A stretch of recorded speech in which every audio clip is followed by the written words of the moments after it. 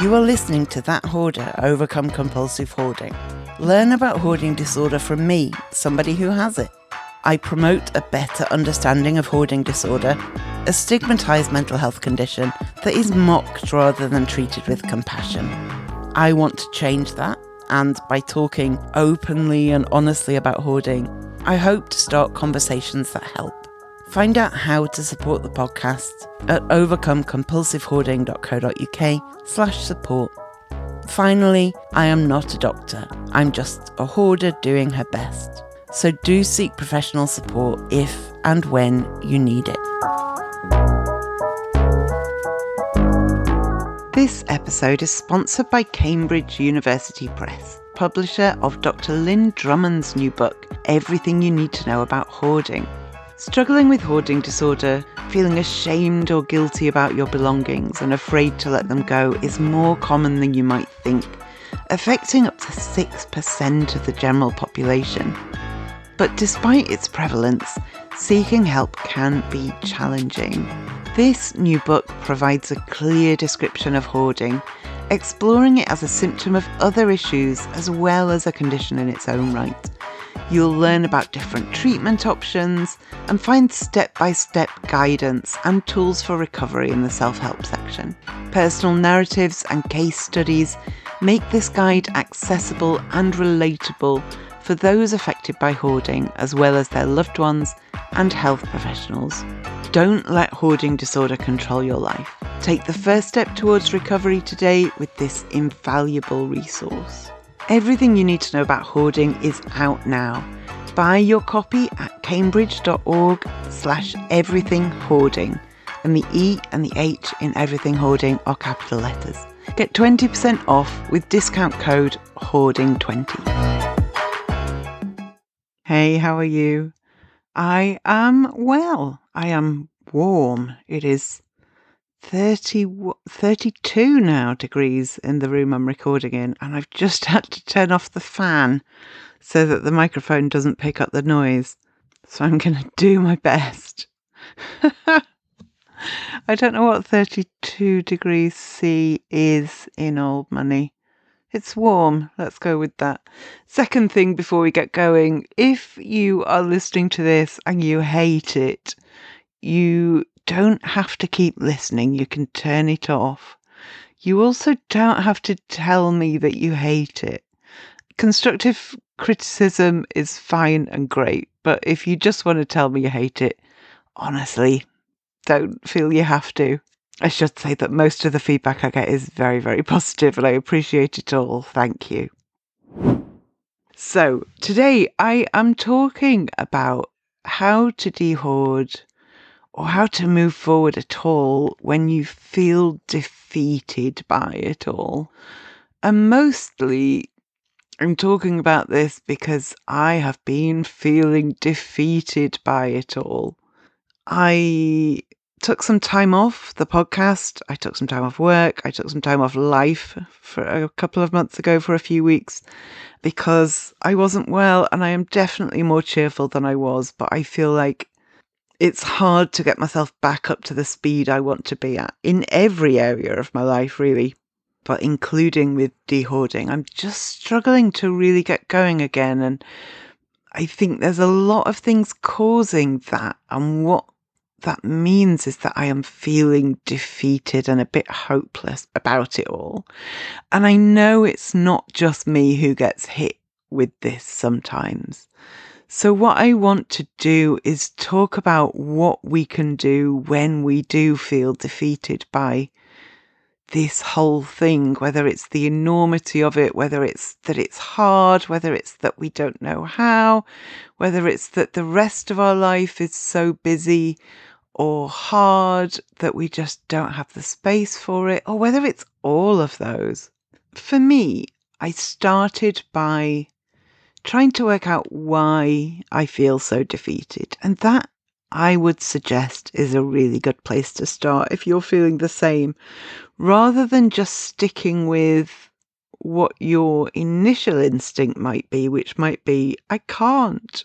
If we can do a bit of prodding about what that resistance actually is, what it is that feels so impossible, It can help us to understand what's going on, first of all, rather than it just being this amorphous blob of impossibility. But it can also help us to see whether there might be a way forward with some of it. In a similar way to when I go to do something and just have a big, strong internal nope. Since having CBT several years ago, I have learned that it's really, really helpful to question what that nope is. What's that nope? What's the block? If I was going to do something and I just say nope and turn around and don't do it, I don't stop there. I say, okay, what kind of nope is it?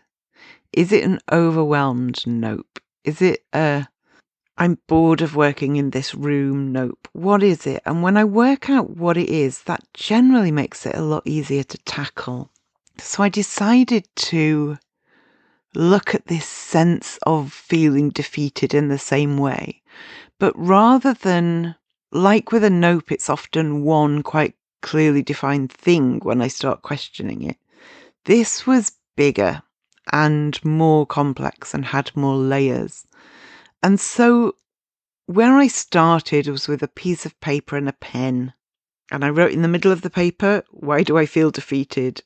And I started jotting down what it is that currently feels so impossible and so defeating about even the idea of dehoarding, never mind actually doing it. Because if it is bothering us on some level that we can't do it, I tend to believe that that must be because on some level we want to be doing it. And if that's the case, it's worth trying to work out what's getting in our way. Now, my piece of paper ended up quite a jumble of things. Lots of arrows and circles and lines linking things up, but the general themes of what's making me feel so defeated, including things like, I am tired.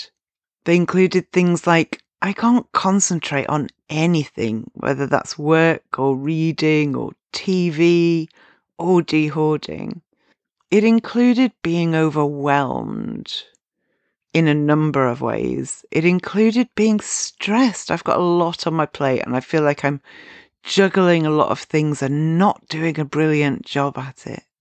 But for me, the biggest one was that I have been hit by how impossible it feels. It feels too big, and that's made me feel like there's no point doing any of it because there's too much, which led then to a kind of, I created this situation, I've got to solve it, and I don't know how to solve it, it's pointless. I'm stuck kind of cycle that I couldn't get out of. So I kind of, over the last few months, have given into, I'm just stuck. It's how it is. This is how things are. There's nothing I can do. I'm stuck. I'm defeated. And that's not a happy place to be, especially when I want to be making progress, especially when I want to come on this podcast and have good things to report, especially when it makes me feel like a real imposter talking to you if I'm not making any progress myself. All of which then creates more shame and self-blame, which reinforces that it's my fault and I'm stuck, and that means I'm stuck with it. So, as I said, defeated. You can see how all of those things would work together to defeat me or to make me feel defeated.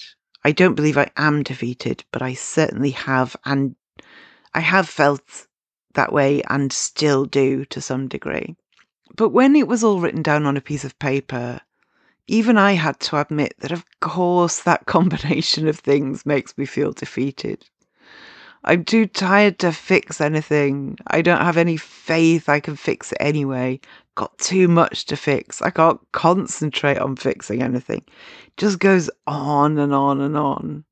And writing all of that stuff down, for me, with lots of scribbles and lines and arrows, for you, it might be much neater. It might be a list. It might be something you draw, or it might be a chart.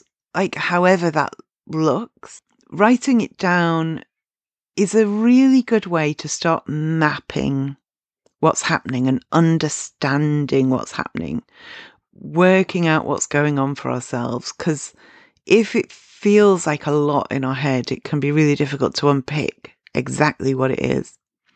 But as well as doing that as an exercise to help us understand ourselves and break down some of what's going on, there is more we can do to start to become unstuck and feel less defeated.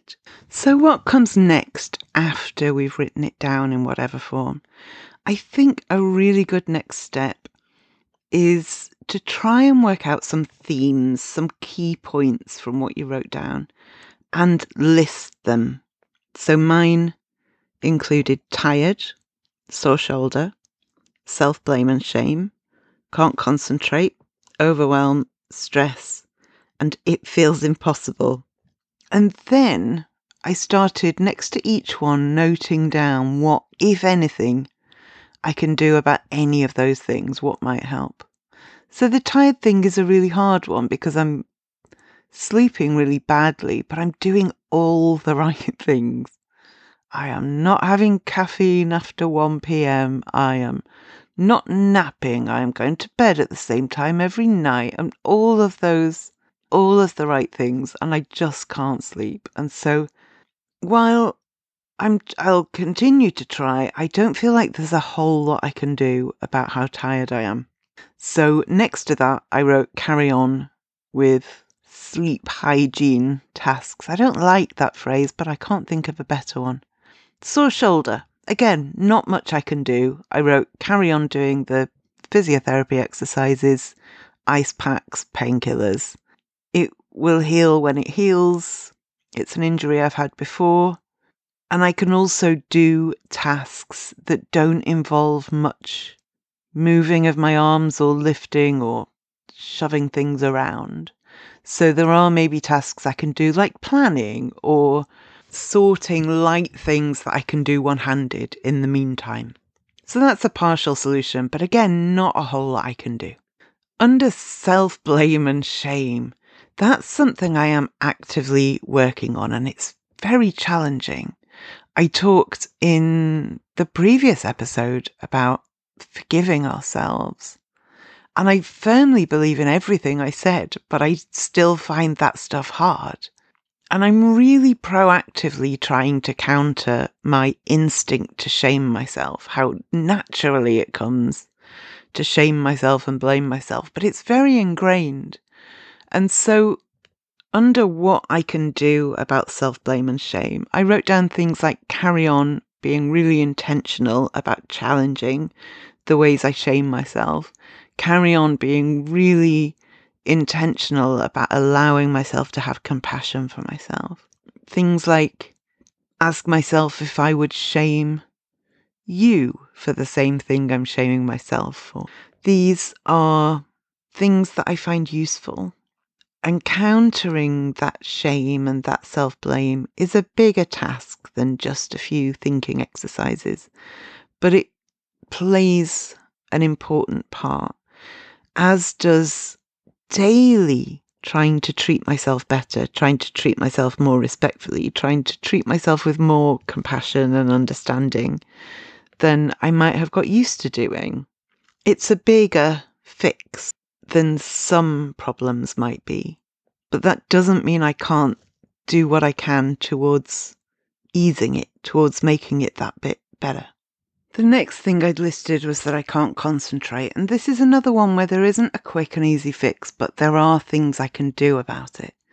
There are things like continue with the other things, like the things I'm doing to try and help improve my sleep, the things I'm doing to help improve my mental health in general.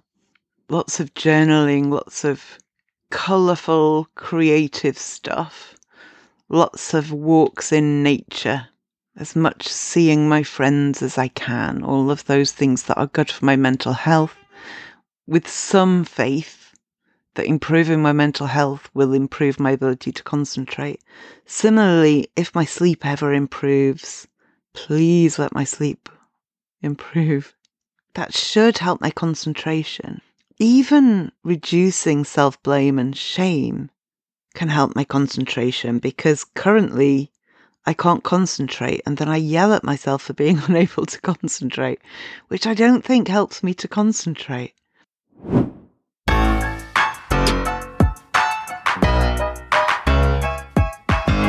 Did you know that I run Dehoarding accountability Zoom sessions twice a month? We get together, cameras off if you prefer, each with a dehoarding goal, and we get on with our own tasks while chatting.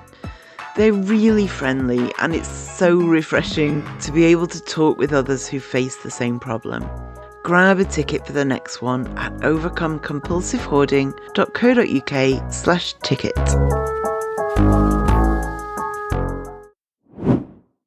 Other things I am trying to do is trying different approaches to things like to-do lists. The to-do list system that generally works for me is a bit of a stretch at the moment. I'm finding it quite hard to stay focused. So I'm experimenting with different ways of listing what I need to do, or keeping track of what I need to do and when I need to do it. Keeping track of planning my days and planning what needs to get done and when. All of which, when I work out a little tweak that helps, then helps to create the conditions where I can concentrate a bit better. Next to overwhelm, I knew very quickly what needed to go into that things that can help list, because overwhelm is something I have been battling since I started trying to deal with this problem. I get very overwhelmed very quickly, and it makes me shut down. And it's unpleasant, but what that means is I have a whole segment of my toolbox just there ready for when I get overwhelmed. And so the good thing about plenty of experience of overwhelm is that I also have plenty of experience of knowing what might help. So I know that when I start thinking I can't possibly ever dehoard my whole house, this is ridiculous, it's too much, then what I need to do is break it down into smaller chunks, and then probably break it down into smaller chunks again and possibly again. Because sure, it feels impossible to dehoard my whole house, but maybe I can make sure that the packaging from what I ate for lunch goes straight in the bin and doesn't sit on the kitchen table for 3 days. That's something I can do. Maybe I can't sort out my entire bedroom, but what I can do is make sure that 2 bags of rubbish leave my bedroom. I know that repeatedly telling myself why it's too much and too big and too impossible isn't helpful to make me start. And instead, talking a bit more gently to myself and reassuring myself and reminding myself that getting a bit done is better than getting none done, and that getting it all done is a matter of lots and lots and lots and lots of attempts at getting a bit done. And all of these things that I've talked about in previous episodes about overwhelm, and I will link to them all in the show notes at overcomecompulsivehoarding.co.uk. But overwhelm is such a common block for so many of us, because sorting out a hoard is often a overwhelming task. Like, it's not an irrational response to such a big job. Pretty rational, but it's also paralyzing. And that's where it doesn't help us. So if we can break things down, if we can talk ourselves down when the panic starts to rise, or the impossibility of it starts to rise, then we can do a bit or a chunk or a few chunks.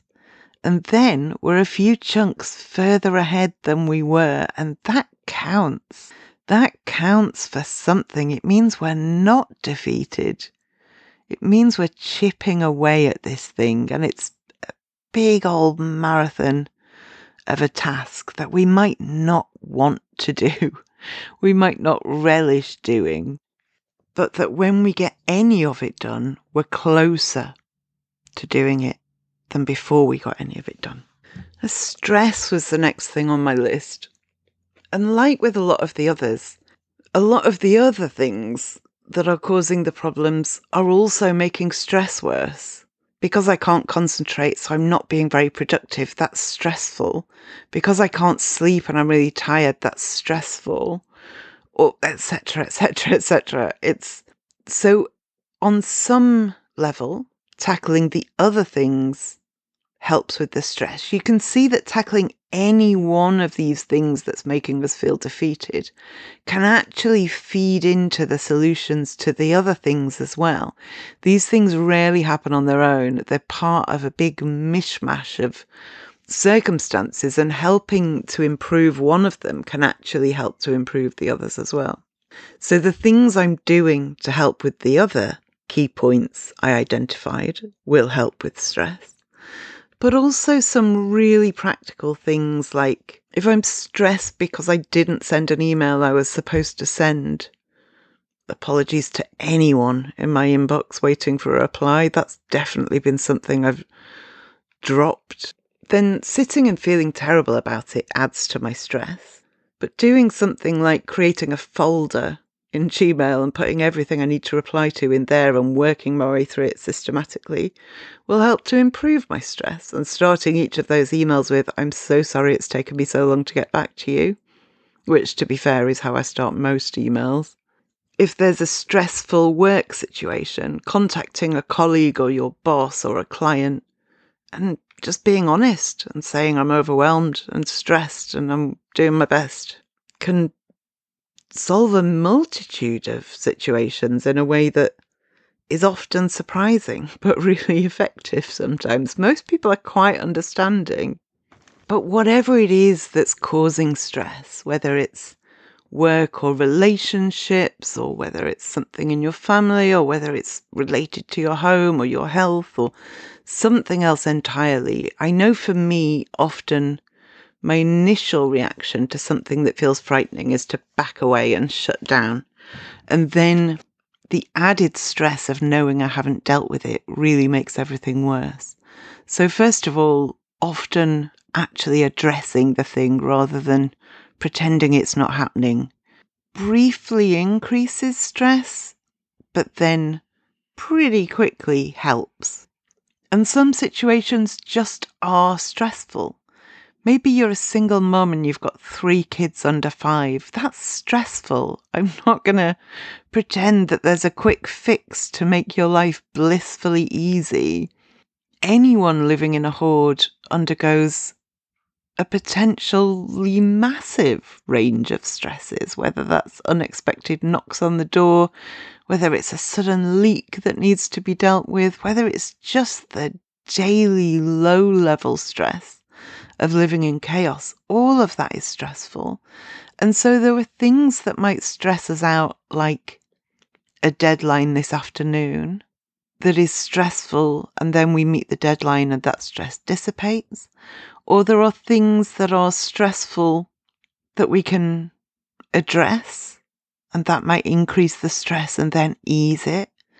But there are other stresses that aren't that easily solved, and acknowledging what they are and working out if there are little things that can help a bit, even if you can't solve the core problem.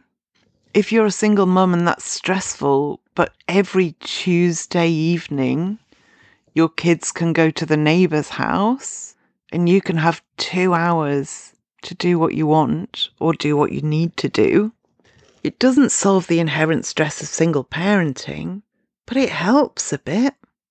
And whatever helps a bit, I think we deserve to at least consider doing that, because life's hard sometimes. And if we can make things a little bit more manageable, a little bit more bearable, I'm a big proponent of doing that. And then I got to the one that felt the most insurmountable for me, which was just summed up with, "It feels impossible." And when I started looking at, okay, what can I do about that? I realized it was too vague. It was too imprecise compared to the others. I'm tired. I can't concentrate. They're quite specific. It says very clearly what the problem is. It feels impossible is still amorphous and nebulous and doesn't really tell us what the problem is. So I started back again with the first exercise, but whereas the first time I'd been focused on why do I feel defeated, this time I focused on what feels impossible, because that was the bit I was really stuck on. And you know what the answer was, or the answers were, to what felt impossible? It was all those things I've just outlined. It's that I am so tired. It's that I'm so full of shame. It's that I'm blaming myself for everything. I can't concentrate. I'm overwhelmed. I'm stressed. That's what feels impossible. But what I had by then was a range of steps for each of them that I could try that might just help. There was no magic wand quick fix. But if I can take away 10% of one bit of the problem and 5% of another bit of the problem and 25% of another bit of the problem, it chips away at that massive sense of impossibility. And then maybe I will feel less like I'm failing, like I'm an imposter on this podcast, like I'm making a mess of it, like it's impossible. Because if I can minimize my stress in a range of ways in my life, I'll be a bit more equipped to deal with my home. If I can work out the tools I need currently to organize my life better and concentrate better, then I'll feel that bit more equipped to deal with my home. And as is often the case with me, overwhelm was the big one. Really the big one. They're all big ones, which is why it feels impossible. But I'm overwhelmed by how tired I am. I'm overwhelmed by all of it. But I'm also overwhelmed by how things are in my home. So I'm going to talk again more specifically about that. I've talked about breaking tasks down. I'm also going to talk about allowing ourselves to take a break, being intentional about it. Sometimes what we need is to stop temporarily, not to give in, not to never pick up the task again, but to say, for this evening or this week, I'm off duty.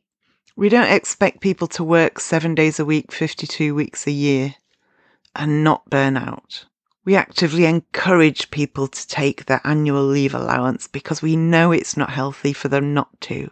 And in the same way, we sometimes need to take a break from dehoarding. And again, not for months and months and months and months, not for years, maybe for a couple of days. Whether that's a physical change of scene or just letting ourselves off the hook for it. Going for a walk, doing a hobby, reading, watching nonsense on TV, or watching serious good stuff on TV, but with permission to not be dehoarding. Because if you're doing those things while feeling bad that you should be dehoarding, that doesn't provide you with much of a break. Whereas if you're intentional and have proactive permission to do exactly that, that can really, really help to refresh your perspective. You can return to the task with renewed optimism and energy and focus. Also, it's worth reevaluating sometimes our expectations and our plans. Often we created a plan some time ago and set goals, maybe set some ideas as to what we wanted to achieve and how we wanted to achieve it. But it may be that as we've done a bit, it hasn't quite worked in the way we wanted it to, or it worked for a while, but it's just helping less at the moment for whatever reason. Maybe your priorities have changed, or you're just bored of the original plan. So taking some time to reassess and reevaluate and say, well, what do I want to be aiming for now? How do I want to be going about it? What's been working so far that I can carry on with? And what's not been that successful that I can maybe look to adjust or shift or moderate a bit or change? What are the things blocking me at the moment? What's the most effective thing I'm doing? What are the things I'm doing that make me feel good versus the things that make me feel bad? Were my original plans realistic, or were they too optimistic, or were actually they not optimistic enough and we need something a bit more with a bit of a higher bar than we anticipated? Taking the time to periodically reassess can be a really valuable tool, because it might feel like a waste of time. Like, why am I doing this thinking and charting and planning when I could be doing? But if it can help us to do in a more efficient way, or if it can help us to do when we're at a point where we've stopped doing, then I would say that is an efficient and effective use of your time. And getting feedback, getting advice, getting support from others can be really helpful with this kind of reevaluating and planning. That point of getting support doesn't just apply for getting support with reevaluating. It applies to the whole thing. The more support and help we can get on board, the more hands we've got to catch us when we wobble. And whether that's somebody professional, or whether it's family or friends or a peer support group, anything we can nurture, anywhere we can look to offer and receive help and support is valuable, not just with dehoarding, but with life, with feeling like things might be okay. So definitely have a look at your support systems and whether there's anything you need to put more effort into or more focus into, or whether there's an area of your support that feels like it's missing, and whether you can put together a plan to maybe access support in a more effective way. And finally, with overwhelm and with a lot of dehoarding tasks, allow yourself, in fact, I actively encourage you to celebrate even the smallest of wins. Might be so small that you'd be embarrassed to tell anyone else, but actually you're really pleased with yourself. Give yourself a little pat on the back. Cook the thing you've been saving for best. Allow yourself to listen to your favourite playlist or your favourite podcast, or read a chapter of your favourite comfort novel. Don't go shopping. Don't reward yourself with permission to keep everything you currently own.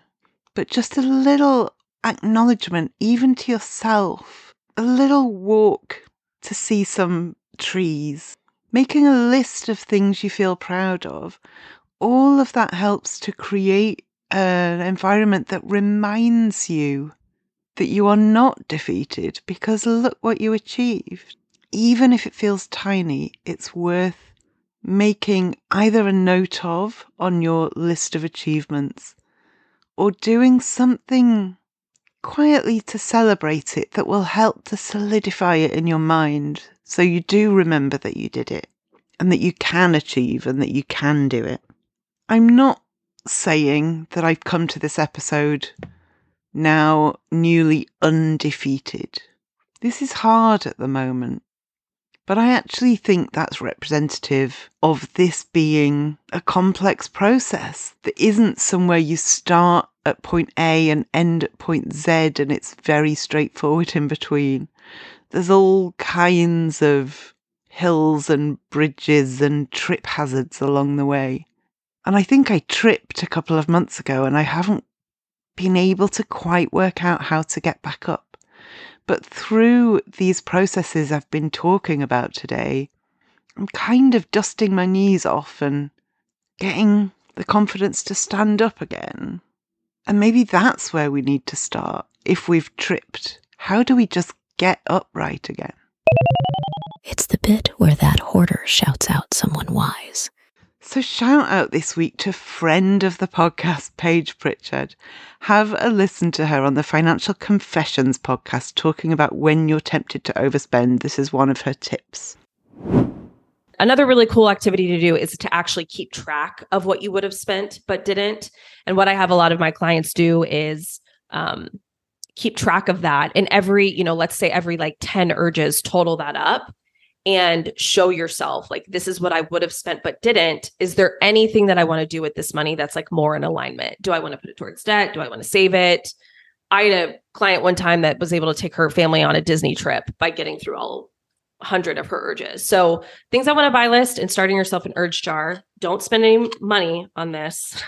Just find stuff that you have around your house. Those are two really, really good tools that pretty much anyone can start right away. That will help.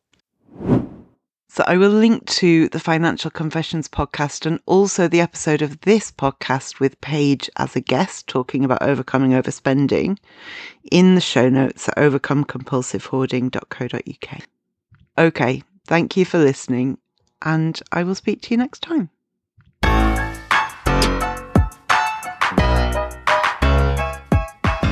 Thank you for listening to that Hoarder Overcome Compulsive Hoarding podcast. It's been a pleasure to have you on board. You can find all the links I've mentioned and a transcript of the episode online at overcomecompulsivehoarding.co.uk. To find out more about how you can support this podcast and the overall project, go to overcomecompulsivehoarding.co.uk/support and do subscribe to the podcast so you make sure you don't miss any future episodes. There may be links in this podcast that earn me money. This doesn't come at any extra cost to you if you make a purchase through those links, and it helps to support the podcast.